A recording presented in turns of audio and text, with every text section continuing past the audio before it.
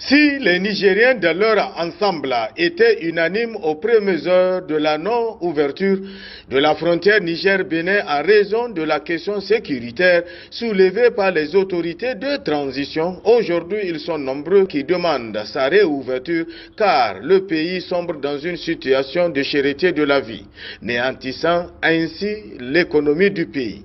Malgré l'évolution des relations diplomatiques entre le Bénin et le Niger, les canaux d'échange sont bloqués, profitant ainsi à un certain pays voisin à travers lesquels les marchandises de nos opérateurs économiques transitent.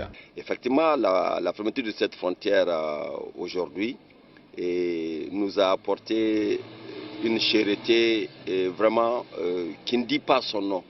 Depuis le 26 juillet, les denrées alimentaires et autres produits dérivés ont vraiment grimpé.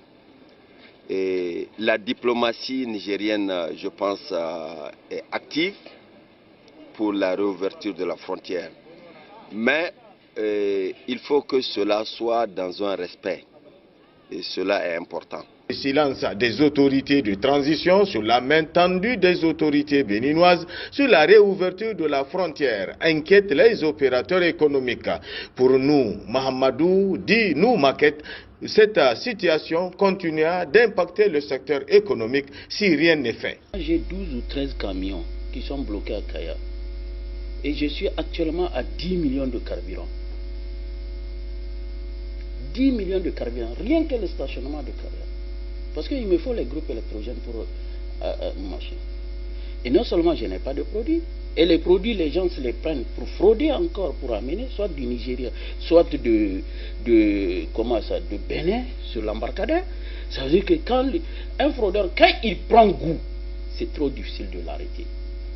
Et là, ça ruine l'économie. Donc c'est comme ça. Et il y a un autre problème encore.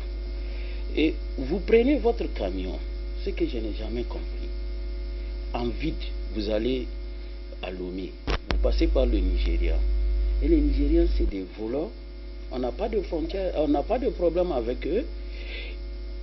Normalement, c'est un laissez-passer qu'on doit prendre. Mais tu sais combien le Nigeria nous prend? 2 fois 300 000, 400 000.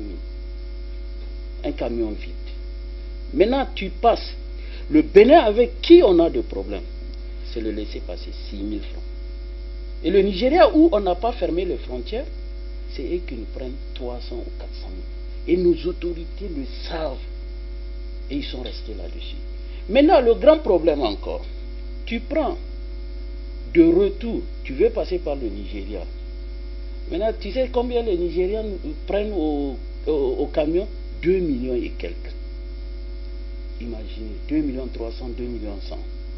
De retour, quand tu charges de Lomé ou bien tu charges de Cotonou, tu veux passer par le Nigeria pour ne pas passer de l'autre côté. Au niveau de l'UTAN, l'Union des travailleurs du transport et assimilés du Niger, trop c'est trop. Les Nigériens ont tant souffert avec la fermeture de la frontière Niger-Bénin. Il est temps pour que le Niger lève le blocus afin de décanter la situation de surenchère des produits au Niger. Nous demandons, mais pourquoi jusqu'à présent que cette frontière reste fermée, malgré les conséquences néfastes, il faut le dire, sur l'économie. Sur l'économie. Aujourd'hui, tout est cher parce que cette frontière est restée fermée. Des produits qui devraient faire 3 jours ou moins d'une semaine pour venir du Bénin au Niger font aujourd'hui 2 mois, 3 mois. Parce qu'on est obligé de faire le contour. Et ça, ce n'est pas sans conséquence. Ça a un prix à payer. Et que vous connaissez, un commerçant, c'est rien qu'un intermédiaire entre le grossiste et le consommateur final. Tout ce qu'il dépense, il le répercute sur le consommateur final.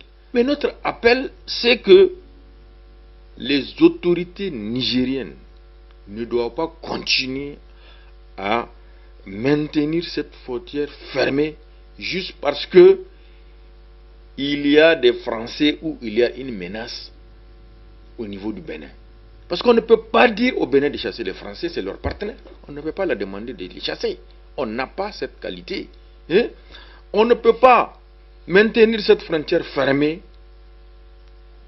puisque ça impacte sur l'économie. Tous les grands commerçants que vous voyez là, ils sont en train de subir, c'est parce qu'ils ne veulent pas parler, hein. C'est parce qu'ils ne veulent pas permettre, mais ils sont en train de subir. Et si ça continue, ils seront ruinés. La question qu'un bon nombre de citoyens se posent, comment accueillir le mois béni de Ramadan si la frontière Niger-Bénin reste toujours fermée?